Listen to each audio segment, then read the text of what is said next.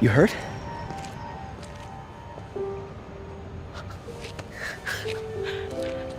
You're Spider-Man. You're the amazing Spider-Man. You're the spectacular Spider-Man. And a few other choice adjectives Jameson uses. Look, that was really brave.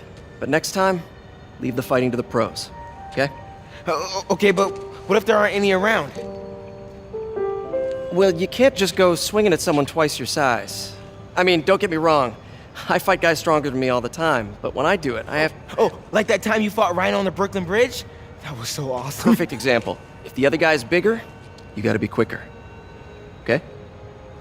Welcome back to the channel, everyone. I'm Saladino.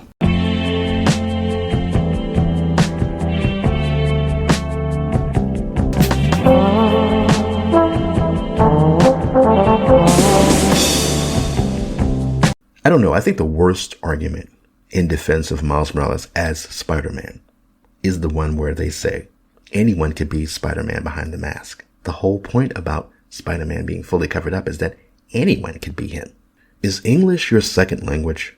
Stan Lee said the appeal of Spider-Man is that anyone can picture themselves as Spider-Man. He didn't say that anyone can be Spider-Man if they put on the Spider-Man costume. I mean, it's proven in one of my favorite issues of Spider-Man. It's from Volume 1, I think it's issue 5. Flash Thompson loves Spider-Man. That's his favorite hero. He loves Spider-Man more than Fantastic Four.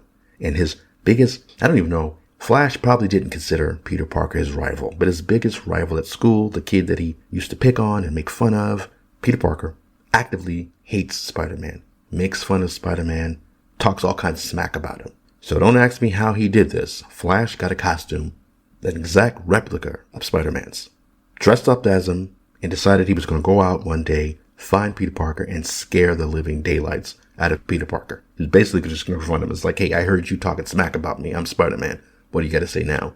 And he expected, well, Peter Parker, who's a coward, would just run away because, you know, he got found out for talking all this smack. Just so happened, though, that the day he decided to do this, Dr. Doom had just fought with Spider-Man earlier and decided that he's going to go track Spider-Man down using this device he created to track Spider-Man by his spider sense. You know, as fate in the comic book chicanery would have it, just as Flash Thompson is about to spring out in front of Peter Parker, who's just like diddy bopping along the street, going about his day. Flash was just about to jump out behind his fence or whatever to scare him. Dr. Doom shows up behind him, knocks him out, holds him prisoner, uses him as bait to get the Fantastic Four to be lured into a trap. At one point, when Flash wakes up, he's whooping and hollering, screaming, talking about, let me out of here, please. I'm not Spider-Man. You're making a big mistake. Honest. You've got to believe me. You've got to. And Dr. Doom was so enraged by this. They show you that Dr. Doom is a moron because he just fought Spider-Man earlier that day. And Spider-Man was talking so much smack to him that he has to realize something is wrong. But blinded by rage at the silence, you cringing, sniveling coward, the famous Spider-Man, bah! You're nothing but a frightened weakling. He just fought Spider-Man earlier that day. And Spider-Man was running his mouth nonstop to the point where you would think, after the way that Spider-Man talked to him, that Dr. Doom's number one enemy would be Spider-Man. Reed has never talked to Dr. Doom the way Spider-Man did. As disrespectfully and dismissively as Spider-Man was to Dr. Doom. To the point where after Spider-Man jumped out the window and got away, he was like, oh, don't think I'm done. I'm coming back to whoop your ass. I had to get out of there before this stupid trap got on him. And Dr. Doom was the one who flew off. But now he thinks that this guy who's begging for his life, pissing himself, is actually Spider-Man. So Dr. Doom's a goofball. But anyway, so my point is, just because someone puts on the mask calling themselves Spider-Man doesn't make them Spider-Man. And I know that's not the argument people are making. They're just trying to say that if they decide to call this person Spider-Man, it's fine to call them that because anyone can be Spider-Man. But the point is, just because some random writer pops up, and Brian Michael Bendis was a very popular writer at the time. He's very unpopular now for some of the things he's done. You know, not a reflection of his character as a human being or whatever, but he has given us some really crappy things over the years. You know, Riri Williams was another attempt at him pandering to, you know, the diverse crowd. I think he has a couple of adopted black children, so he's trying to make characters for them too. And it's like, stop treating black people like we need fake legitimacy. Like, Miles Morales has nothing on his own that makes him stand out other than the fact that he's Afro to takes. You know, Gwen is Peter's. Silk is Peter's. His powers are Peter's, except for the little couple of extra things. Give him his own name. He doesn't have to be called Spider-Man. Spider-Man is not just this mantle. The mantle idea is by people who are trying to get away from Peter Parker. So they make these other characters, whether through pandering, whether through the fact that they don't like the OG Spider-Man fans because they're trying to appeal to a younger audience. They don't want to have Peter Parker married to MJ with children and stuff. They don't want the character to age along with the readers. So they keep trying to find ways to replace him. And Miles is the one that they really are trying to push down everybody's throats because they fetishize black people. And they fetishize the whole, look, we care about diversity. But if Insomniac in particular really cared about the diversity of the characters and all these extra missions that they forced into the game that have nothing to do with playing as Spider-Man or as Miles Morales, then they would have gotten the flag right. Miles isn't Cuban. He's Puerto Rican. My little brother is black and Puerto Rican. He's not Cuban. And for them to change the language just to appease people, let's say 3 or 4 people who believe that there's no difference between men and women, these are not things that are done with a genuine intent to improve the character or tell us great stories about, Miles or Peter going through struggles where he needs to take a break, all this stupid stuff. And my biggest issue with Miles Morales is just that they call him Spider-Man within the 616 or at the same time that Peter Parker is Spider-Man. Okay, but that's easy for you to say. Sorry, I just can't do what you do. All right, put him up. Seriously? Yeah, come on. First thing, don't let the adrenaline get to you. Breathe slow, breathe deep, relax. Hip square to your opponent. Let them make the first move. Now use your feet. When they go off balance, look for an opening. Boom. Like that? Yeah, that's it. Okay, only this time, just let me have it. Right on the jaw. Okay? I can hit. Oh,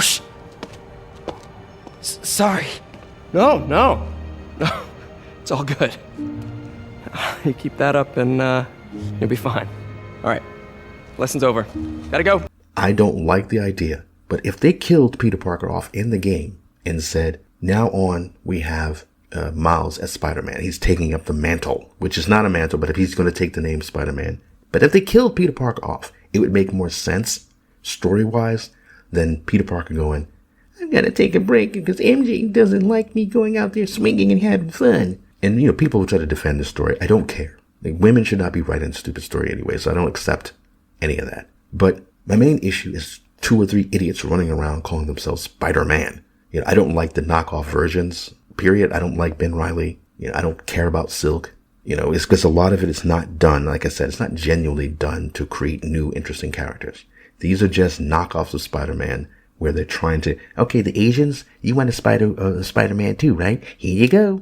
You black? Here's your black Spider-Man. It is really the most depressing thing is to see black dudes in the comments, brothers in the comments. I don't think a lot of these guys are brothers, They have black men in their profile pic or avatar. But nah, I can't see real brothers sitting there talking about, man, you're not making sense. That's Cap. Miles Morales is Spider-Man. I don't see no brother talking like that. I'm black. My avatar is a white dude. I hope you know who the white guy in the avatar is. But anyway, so my main thing at this point, I have a lot more problems with Insomniac than Miles. If it was just down to Peter Parker, I would have gotten the game. If it was just, Peter Parker and Miles and they're calling them both Spider-Man, I would find that annoying, but I still would have played the game. It's all the extra shit around it. The fact that they have to nerf Peter Parker. I don't care if there's one guy in the comments keep trying to defend the fact that, they didn't nerf Peter Parker. So do you know what nerf means if you're sitting there trying to defend what they did? It's clear that they nerfed this dude. He's apologizing. He's literally telling Miles, maybe MJ was right. Why does the city need me when they have you? Why would Peter Parker say anything so stupid? Come on. So ultimately, it's just all the woke stuff around it. If they hadn't changed Peter's face, which I'm starting to see now, it wasn't just to make him look more like Tim Holland or whatever his name is. They didn't want Peter to seem older than Miles. They didn't want him to look like a mentor. They even say it in that Gizmodo interview. They wanted them to be both fully fledged Spider-Men together, as opposed to Peter actually mentoring and teaching Miles how to be Spider-Man, through his experience. And it's so silly. It's like the WandaVision thing where they were like, well, we didn't want Doctor Strange to show up and teach the woman how to do things, to mansplain to her how to use magic or whatever. So that's just how it is. If you like Miles, you like Miles. Like I said, I still don't accept you as a Spider-Man fan. It's not one of those things where it's like, stop calling him Spider-Man, I can't stand it. It's just like, yeah, I don't accept it. Y'all can say it all you want to. I'm not buying any more of the Insomniac games. Y'all can buy him if you want. You can keep defending him. I don't like to see brothers defend him because it's like you literally standing there talking about, Yaza Master, thank you for the handouts you given to me. Hey, thanks. Anytime.